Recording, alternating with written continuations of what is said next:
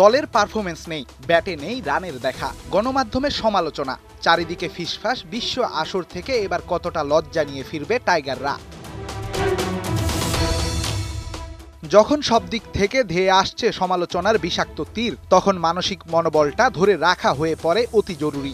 ওই যে বাংলায় একখানা প্রবাদ আছে না, একতায় বাড়ে বল, একতায় শক্তি। টাইগার দলটাও যেন এই মুহূর্তে সেই প্রবাদেই বিশ্বাসী।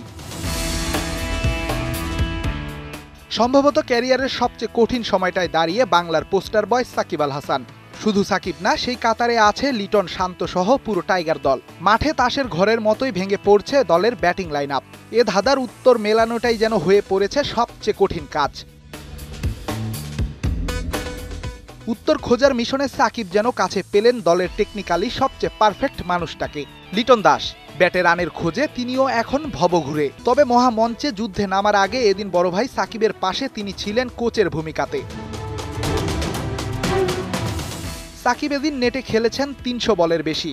চোখের ইনজুরিটা ব্যাটিংয়ে বাড়িয়ে দিয়েছে অস্বস্তি। টাইমিং, প্লেসমেন্ট কোনো কিছুই হচ্ছে না পারফেক্ট। তাই ব্যাটিং অনুশীলনে লিটনকে ডেকে নিয়ে খুলে বলেছেন নিজের সমস্যা।